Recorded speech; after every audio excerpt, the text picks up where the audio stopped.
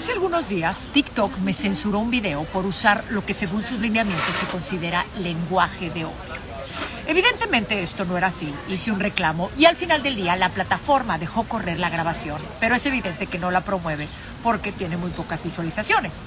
No hace falta ni decirlo que mi video no promueve ningún tipo de antagonismo. Pero se conoce que la plataforma distingue palabras e imágenes que están relacionadas con el Holocausto y la censura. Y yo soy la primera que celebra que sean cuidadosos con esto. Naturalmente, al querer realizar otros videos que hablen de la masterclass sobre la Segunda Guerra Mundial que acabo de sacar y que quiero que ustedes conozcan, he tratado de ser muy prudente en mi acercamiento a estos temas, de manera que TikTok no me fiche el video y que les llegue a ustedes. Pensé entonces concentrarme primordialmente en las obras de arte sin explicar mucho el contexto. Y esto me ha servido solo para darme cuenta de que es imposible hablar de la Segunda Guerra Mundial sin hacer referencia al Holocausto. En aquel video censurado les cuento la historia de una conmovedora pintura de Marc Chagall y les recomiendo que vayan a verlo si no lo han hecho, porque la historia es preciosa. Pero aquí les quiero hablar de un grupo de hombres y mujeres que formaron lo que se conoció como la sección de Monumentos, Bellas Artes y Archivos de las Fuerzas Expedicionarias Aliadas, llamado la MFAA por sus siglas en inglés. Esta división ha pasado a la historia con el desafortunado nombre de Monuments Men, Hombres Monumento. Robert Edsel, profesor de la Universidad de Princeton y autor del libro The Monuments Men, Allied Heroes, Nazi Thieves and the Greatest Treasure Hunt in History, centra la historia principalmente en 8 hombres. Y en el 2014, ustedes se acordarán, el actor George Clooney dirigiría una película llamada Monuments Men basándose en este libro. Y la película es muy acercada al libro en versión Hollywood y vale la pena verla para conocer la historia, además de que sale George Clooney, ¿verdad? Pero quiero enfocar aquí mi relato en una mujer francesa, miembro de este grupo que no se puede por menos que admirar. Su nombre era Rose Valland. La división de los Monument Men contaba con más de 300 miembros de 13 países diferentes y muchos de ellos se enlistaron en las filas de las fuerzas aliadas para ir al frente de las batallas de 1943 al 51. Y estos Monument Men, o hombres monumentos, eran un tipo de militares con una misión diferente.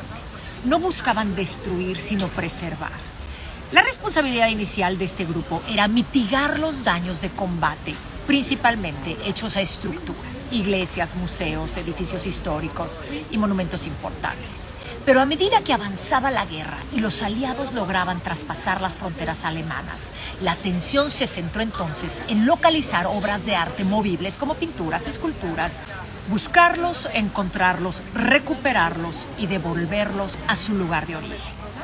Estos no eran soldados entrenados, porque estamos hablando de un grupo de personas con un perfil académico en su gran mayoría, como directores de museos, curadores, historiadores del arte, artistas, muchos de ellos con una larga e importante trayectoria en sus disciplinas y profesiones, y que habían conseguido para ese punto el trabajo de sus sueños. Padres de familia, en la mayoría de los casos, que tenían 1000 razones para no hacer lo que hicieron. De hecho, 2 de ellos murieron en combate. La mujer de la que hablamos, Rose Valland, era una francesa educada ampliamente en las artes que obtuvo 2 títulos de l'École des Beaux-Arts, uno en Lyon y otro en París, y fue acreditada en Historia del Arte tanto por l'École du Louvre como por la Sorbona de París. Y a pesar de sus considerables credenciales académicas, Valland comenzó a trabajar en el Museo Jeu de Paume como voluntaria no remunerada. En octubre de 1940, durante la ocupación de París, los nazis se apoderaron del Jeu de Paume y lo convirtieron en la sede del ERR, siglas de la Organización de Saqueo de Arte creada por Hitler. Allí almacenaron pinturas y otras obras de arte robadas a coleccionistas y comerciantes privados franceses, muchos de los cuales eran judíos. Jacques Joyard, director de los Museos Nacionales de Francia, incluido el Louvre, ordenó de inmediato a Valland que permaneciera en su puesto en el museo para espiar la operación del robo nazi. Mientras el patrimonio cultural de Francia desfilaba a través de las puertas del Jeu de Paume, Valland escuchaba conversaciones en alemán y guardaba meticulosas notas en secreto sobre los destinos a los que eran enviados los trenes repletos de todo este arte saqueado. De igual manera, fue testigo presencial de los frecuentes viajes de compras de Hermann Göring, oficial de alto rango del Reich nazi, quien realizó más de 20 visitas al Jeu de Paume con el objeto de seleccionar obras de arte que serían destinadas al Museo del Führer que Hitler tenía planeado hacer en Austria. Y, aprovechando el viaje, escogía otras tantas obras para agregarlas a su floreciente colección personal. La apariencia simple y el comportamiento tranquilo de Vallin ocultaban su viva e inquieta inteligencia. De hecho, los nazis nunca supieron que Vallin hablaba y escribía perfectamente el alemán, lo cual le permitió, evidentemente, recopilar información crítica de las conversaciones entre conductores, guardias, empacadores y, desde luego, oficiales nazis. De haberla atrapado los nazis, situación que estuvo peligrosamente cerca en 2 ocasiones, Vallin habría sido fusilada como espía. El verano de 1944 trajo con él la liberación de París a cargo de las Fuerzas Armadas estadounidenses.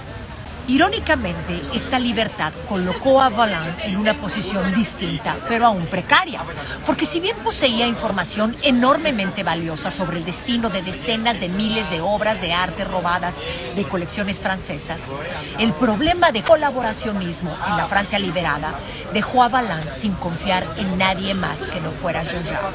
El capitán James Rorimer, quien, dicho sea de paso, al terminar la guerra sería director del Museo Metropolitano de Nueva York, pasó meses construyendo una relación con Vallin, tratando de ganarse su confianza para que ella accediera a entregar el valioso registro que guardaba.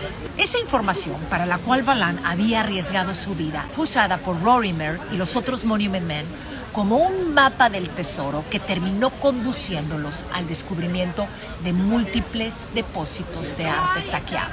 El más prominente fue el castillo de Neuschwanstein en los Alpes bávaros, que escondidos dentro del castillo había más de 20.000 obras de arte y objetos robados por los nazis. Esas mismas notas recopiladas en secreto por Vallin serían más tarde la guía fundamental para el proceso de restitución y devolución de arte a sus legítimos propietarios. Por sus heroicos esfuerzos, Vallin recibió la Legión de Honor, la Medalla de la Resistencia, la Cruz Oficial de la Orden del Mérito de la República Federal de Alemania y fue nombrada comandante de la Orden de las Artes y las Letras por el gobierno francés.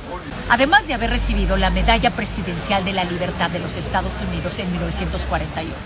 Y a pesar de estos muchos honores, no fue sino hasta 1953, después de 20 años de servicio a los museos franceses, que Rose Vallin, quizá la mujer más condecorada de Francia, recibiera finalmente el título de curadora.